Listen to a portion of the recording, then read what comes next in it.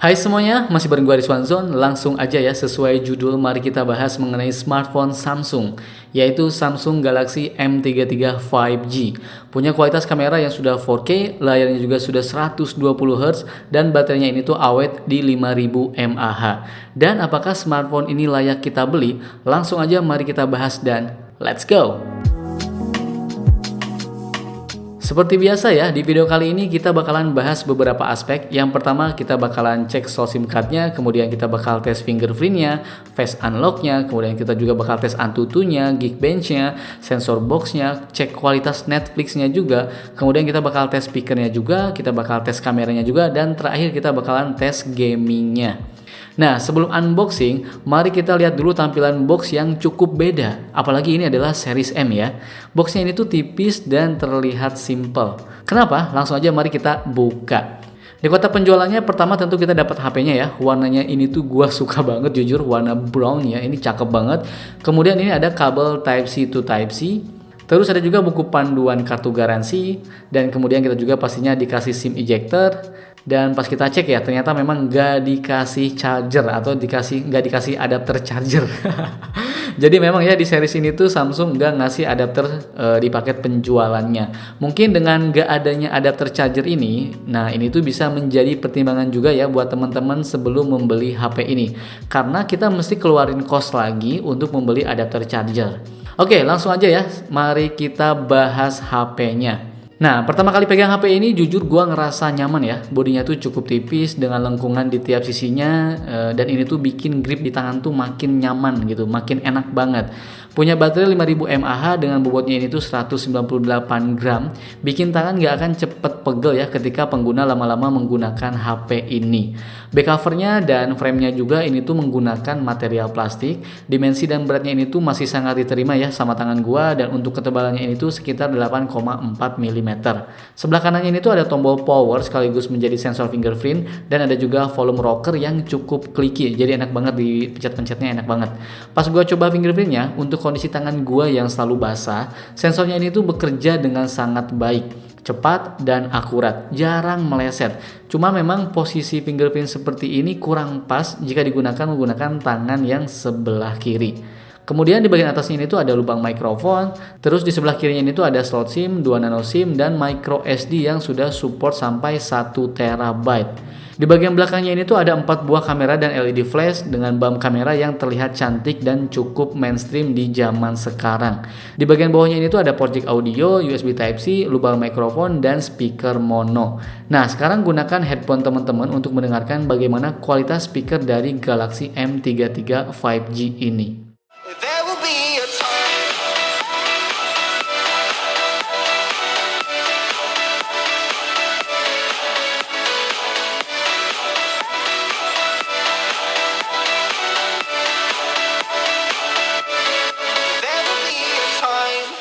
Baik, sekarang lanjut di bagian depannya nih. Layarnya ini tuh berukuran 6,6 inci Full HD Plus ya, dengan refresh rate 120Hz dan menggunakan panel TFT. Seperti biasa ya, basic panelnya IPS itu kan TFT juga ya. Jadi TFT ini tuh sudah baik untuk menampilkan gambar. Kalau yang kurang oke itu namanya tuh panelnya tuh TN. Nah, jadi jangan salah kaprah, oke? Nah, karena layarnya ini tuh sudah 120Hz, kita jadi dimanjakan dengan konten yang ditampilkan pada layar. Scrolling, main game, dan pindah-pindah aplikasi terlihat sangat halus dan lembut. Dan buat kalian yang hobi nonton Netflix, layarnya ini tuh sudah bersertifikat Wideview L1 yang bisa menampilkan konten HD ketika streaming di Netflix. Overall, selama gua nonton pakai HP ini ya, layarnya ini tuh bisa bikin mata kita nyaman walaupun dalam durasi yang lama. Bahkan tingkat kecerahannya juga sudah cukup baik. Jadi buat kalian yang kerja di luar ruangan, layarnya ini tuh bisa menampilkan gambar dengan baik walaupun di bawah terik matahari. Nah, kemudian untuk face unlock-nya, selama gua pakai nih, lancar banget dan cepat, apalagi di kondisi cahaya yang cukup. Dan pas pertama gua daftarin wajah gua juga, proses screening wajahnya ini tuh dilakukan dengan sangat cepat. Oke, berikutnya bagaimana soal kameranya? Galaxy M33 5G ini tuh punya 4 buah kamera belakang. Yang pertama menggunakan resolusi 50 megapiksel untuk kamera utamanya, kemudian untuk ultrawide-nya ini tuh 5 megapiksel, kemudian untuk depth sensornya ini tuh 2 megapiksel, dan makro kamera di 2 megapiksel untuk foto detail dengan jarak fokus sekitar 4 cm. Walaupun belum ada OIS, tapi untuk kualitas perekaman videonya ini tuh sudah mantep ya, mentok di kualitas 4K di 30 frame per second. Sedangkan untuk kamera depannya beresolusi 8 megapiksel dengan bukaan lensa f2.2. Oke, berikut adalah hasil kameranya. Silahkan teman-teman komentar gimana pendapatnya mengenai hasil foto dan video dari Galaxy M33 5G ini.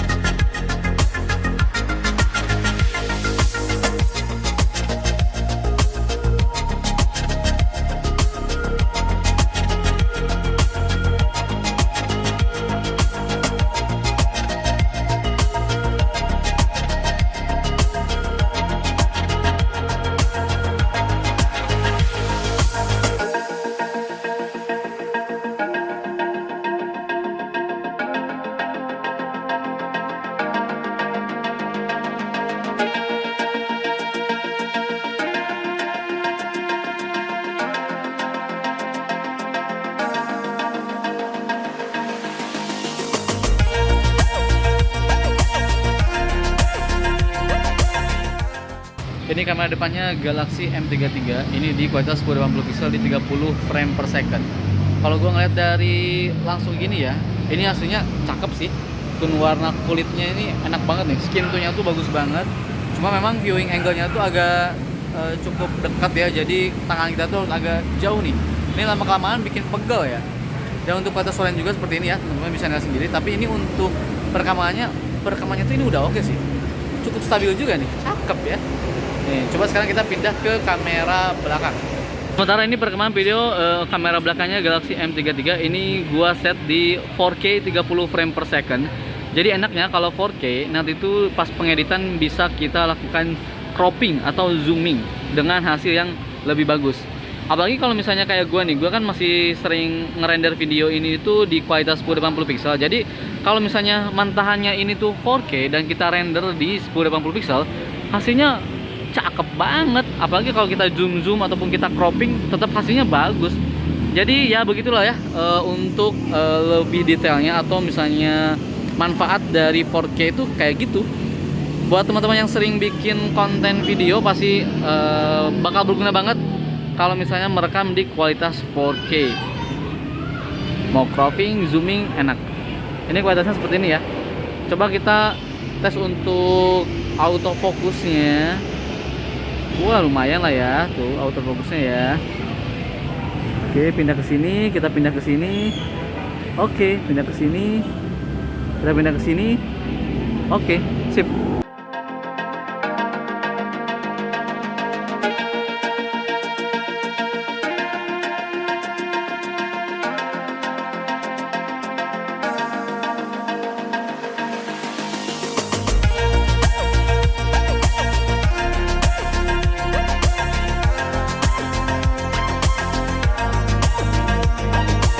Oke, terakhir nih, bagaimana untuk performa dan baterainya yang berkapasitas 5000 mAh? Nah, HP ini tuh dilengkapi dengan chipset yang ditingkatkan daripada generasi sebelumnya ya, Galaxy M32, yaitu menggunakan Exynos 1280 yang pabrikasinya ini tuh 5 nanometer. Kemudian RAM-nya ini tuh 6 GB yang bisa kita expand atau ada fitur yang namanya RAM Plus up to 6 GB juga. Jadi bisa 12 GB. Wah, keren ya. Kemudian untuk ROM-nya ini tuh 128 GB, baterainya ini tuh 5000 mAh dan mendukung 25 watt fast charging, menggunakan One UI 4.1 yang berbasiskan Android 12, kemudian sudah mempunyai fitur yang namanya NFC, Near Field Communication. Nah, dengan adanya fitur NFC, gue sangat dimudahkan ketika cek ataupun isi saldo e-money, yang sangat berguna kalau gue lagi masuk ke tol, kemudian naik KRL, MRT, ataupun belanja di merchantnya. Untuk sensor yang dimiliki HP ini cukup aneh ya, pas gue cek menggunakan aplikasi Sensor Box, hasilnya HP ini tuh tidak mendukung light sensor, tapi ternyata pas gue coba, HP ini tuh bisa menyesuaikan cahaya layar sesuai dengan cahaya di lingkungan sekitar. Ya, ini udah bagus. Sisanya wajar ya, nggak ada temperatur sensor dan nggak ada sensor tekanan. Tapi yang jelas, giroskop sudah ada walaupun hanya digital dari vendor STM. Kemudian sesuai dengan skor benchmarknya, HP ini tuh sudah sangat amat cukup untuk memenuhi aktivitas sehari-hari ataupun untuk bermain game, bermain sosial media, browsing-browsing, editing foto menggunakan Lightroom, editing video, kemudian bermain game. HP ini tuh bisa menjalankannya dengan sangat baik. Nih, gua coba bermain game PUBG ya, dan untuk kualitasnya ini tuh mentok di grafis high dengan frame rate-nya juga high. Gua coba main sekali match ya, dan game berjalan dengan sangat baik, lancar tanpa kendala sama sekali. Layarnya juga sangat responsif, touch delay-nya juga sangat minim ya, jadi gerakannya tuh enak banget, jadi menggerakkan karakter gamenya tuh terasa lebih smooth dan lancar, jadi ke penggunanya juga jadi lebih nyaman ya ketika bermain, pokoknya enak aja ya. Terus gue juga coba nih bermain game Mobile Legends, game sangat bisa dijalankan dengan baik tentunya ya, lancar tanpa kendala, apalagi berkat layarnya yang responsif, menggeserkan jari di layarnya ini tuh sangat leluasa ya, enak banget tanpa kendala. Dan untuk settingannya ini tuh bisa di kualitas high untuk refresh rate dan grafisnya. Dan karena punya baterai 5000 mAh, jadi kita bisa bermain game di HP ini tuh dalam durasi yang cukup lama. Nah, kalau secara nyata gua gunakan sehari-hari ya untuk kebutuhan sosmed, browsing, chatting, sesekali nonton YouTube, Netflix, HP ini tuh bisa bertahan sekitar 12 jaman. Tapi ingat ya, aktivitas setiap orang itu kan berbeda dan itu sangat berpengaruh terhadap daya tahan baterai. Kemudian untuk durasi pengecasannya, baterainya ini tuh kan 5000 mAh ya, dan dengan adapter chargernya ini tuh yang gua pakai 25 watt, dan ini tuh bisa terisi penuh dari kondisi 0 sampai 100% hanya dalam waktu 1 jam 30 menitan saja. Oke, baik, kesimpulannya. Menurut gua, HP ini tuh menjadi pilihan untuk kalian yang lagi nyari HP Samsung yang punya kamera bagus tapi dengan harga di bawah series A-nya Samsung. Punya kamera bisa merekam 4K, layarnya sudah 120Hz dan baterainya juga sudah awet dan tentunya dengan performa yang terbaik di kelasnya. Selain itu, pastinya HP ini tuh punya NFC. Entah penting atau tidak buat kalian, yang jelas kalau bicara kebutuhan, gua sangat butuh NFC untuk mengecek saldo e-money. Kalau kalian tertarik, langsung aja cek linknya di kolom deskripsi. Oke, gua pamit. Semoga bermanfaat. Langsung aja like kalau suka video ini. Kalau nggak suka, dislike aja. Gua pamit dan bye.